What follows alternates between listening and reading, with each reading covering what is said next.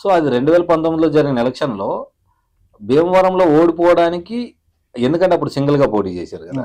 భీమవరంలో ఓడిపోవడానికి తనకు అపోజిట్‌గా ఉన్న 2 పార్టీలు కూడా కొన్ని వందల కోట్లు ఖర్చు పెట్టాయి పవన్ కళ్యాణ్ ఓడించడానికి అనేది ఒక ప్రచారం జరిగింది. సో ఇది అసలేంటి? ఇది నిజమేనా అసలు? అది నిజమా కాదా అంటే ఒక రాజకీయ పార్టీగా ఆలోచిస్తే ఒక 2 ప్రధానమైన పార్టీలు ఉన్నప్పుడు మూడో పార్టీని ఎదగనిస్తాయా అనే సందేహం అందరికీ ఉంటుంది. ఇప్పుడు ఉంటే నువ్వు ఉండాలి, లేదా నేను ఉండాలి. ఇలా ఇంకొక శక్తి వస్తే ఈ గ్యాప్ ని ఫిల్ చేసి ఆ శక్తి ఎదుగుద్ది. ఎదగనివ్వకుండా చేయడానికి చేసే కొన్ని కార్యక్రమాలే 2019లో జరిగినాయి. కానీ అలాంటి రాజకీయ పార్టీలకు కూడా 2024లో తనే దిక్కయ్యాడు, అంతే కదా? సో 2024లో తన దిక్కయి తనే పెద్దన్న పాత్ర పోషించి కూటమిని ఏర్పాటు చేయడం కానీ, కూటమిని ఏర్పాటు చేయడంలో కీలక పాత్ర పోషించడం కానీ, సో వీటన్నిటిలో కూడా తనే పెద్దన్న పాత్ర పోషించాడు. సరే, ఈ ఘటన ఇలా పెట్టుకుంటే మొన్న రీసెంట్ గా జరిగినటువంటి తిరుమల తిరుపతిలో జరిగిన స్టాంపేడ్ ఏదైతే తొక్కిసలాట ఘటన ఉందో, ఈ ఘటనకు సంబంధించి అసలు ఎలా చూడొచ్చు? ఈ ఘటన అసలు ఏ కోణంలో చూడొచ్చు మనం? అంటే ఇలాంటి ఘటనలు జరగడం నిజంగా బాధాకరం. ఎవరు అనుకుని చేయరు. ఏ ప్రభుత్వం అయినా ఇలాంటి ఘటనలు జరిగినప్పుడు ప్రజలు కోరుకునేది ప్రభుత్వాల నుంచి స్పందన.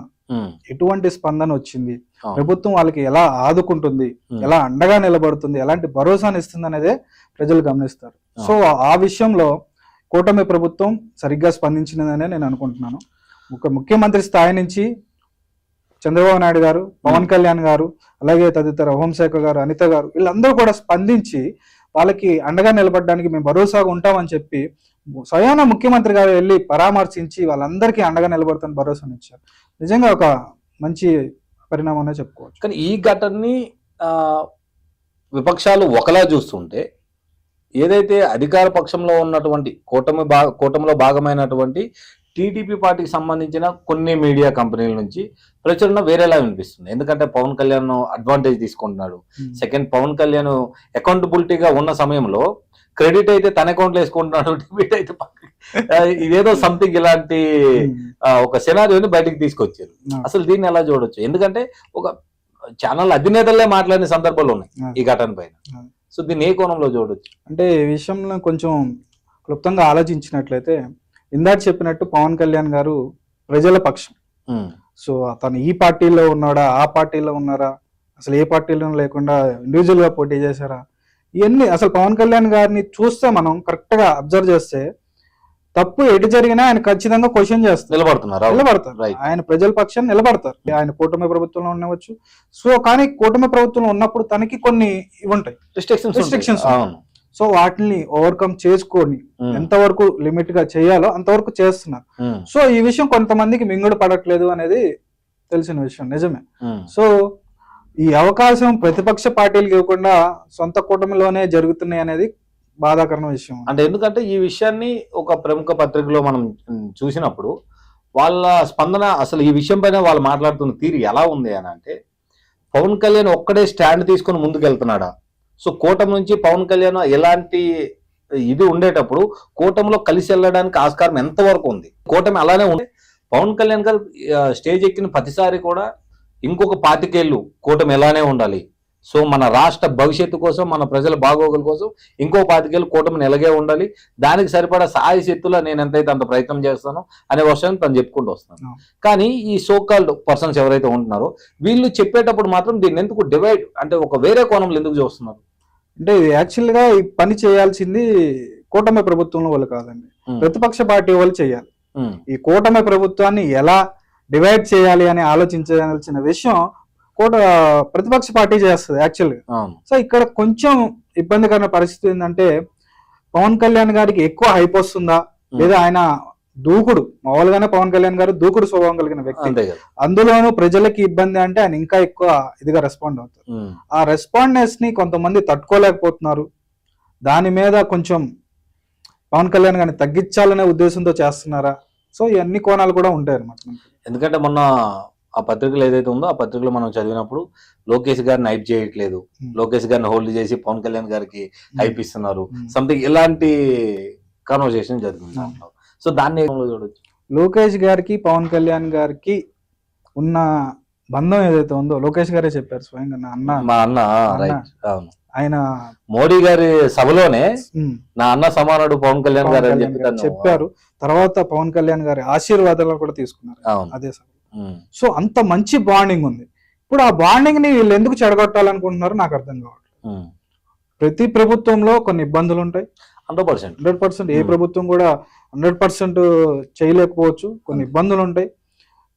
స్వయాన పవన్ కళ్యాణ్ గారు ప్రభుత్వంలో ఉన్నారు కాబట్టి సో ఆయన తగ్గించకుండా ఆయన ఏదైతే పాయింట్స్ రైజ్ చేస్తున్నారో దాన్ని ఆలోచనలో పరిగణలోకి తీసుకుని ఆయనతో మాట్లాడి, మీరు సపోజ్ ఇందాక అన్నారు ఒక విషయం, హోంమంత్రి అనిత గారిని ఒక ఇష్యూ వచ్చినప్పుడు అనిత గారు స్పందించాలి ఇంకా మంచిగా అని పవన్ కళ్యాణ్ గారు అన్నారు.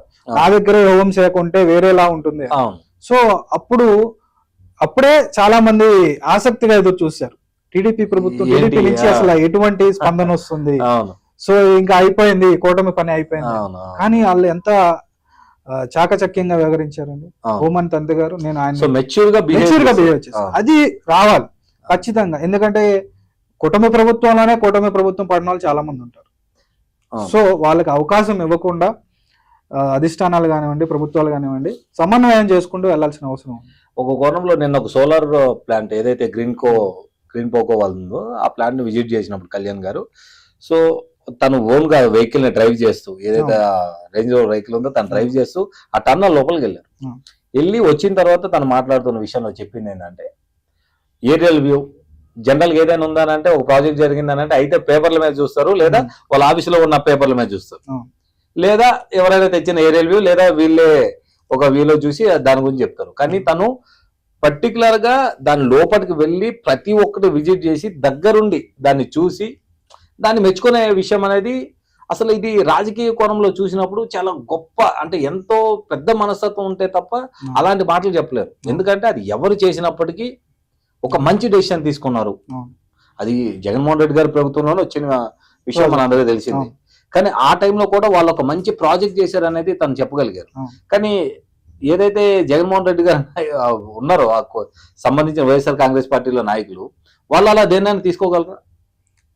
అంటే మంచిని మంచి అని చెప్పగల క్యాపబుల్ ఉందా? అది మీరు చేశారా నేను చేశారా పక్కన పెడితే ఇది మంచి ఇది చెడు అని చెప్పగలే పరిస్థితి కనిపిస్తుంది అంటారా? అది వాళ్ళ విజ్ఞతకే వదిలేయాలండి. మన వైపు నుంచి ఆలోచిస్తే పవన్ కళ్యాణ్ గారి గురించి మనం చెప్పుకుంటున్నాం కాబట్టి, ఒక వ్యక్తి నిజంగా గత ప్రభుత్వంలో అంత భారీ ప్రాజెక్ట్ వచ్చింది, అంత భారీ ప్రాజెక్ట్ ని నిర్మించారు, చిన్న చిన్న ఇబ్బందులు ఉన్నాయి వాటిని సరి చేసుకుందాం అని చెప్పి ఆ ప్రాజెక్ట్ కి ఎంత ఉత్సాహం ఇచ్చారండి వాళ్ళకి, వాళ్ళ టీం కి. మీరు బాగా పనిచేశారు, మంచి డెవలప్మెంట్ చేస్తున్నారు, భారతదేశంలో ఇటువంటి ప్రాజెక్ట్ నేను చూడలేదు, చాలా పెద్ద ప్రాజెక్ట్, అటువంటి ప్రాజెక్ట్ ని మీరు బాగా హ్యాండిల్ చేస్తున్నారు, ఇంత బాగా చేశారని చెప్తున్నారంటే నిజంగా ఎంత అభినందనించిన విషయం. అది వైసీపీ వాళ్ళు కానివ్వండి, టీడీపీ వాళ్ళు కానివ్వండి, ఏ ప్రభుత్వంలో ఉన్నా కానీ ఒక మంచి జరిగినప్పుడు, మంచి జరుగుతుంది అనేటప్పుడు ఖచ్చితంగా దాన్ని అభినందించాలి, ప్రోత్సహించాలి. ఆ విషయంలో పవన్ కళ్యాణ్ గారు 100% కరెక్ట్ అని నేను నమ్ముతాను. ఒక గ్రీన్ కో అనే కాదు, వేరే ఏ విషయాలు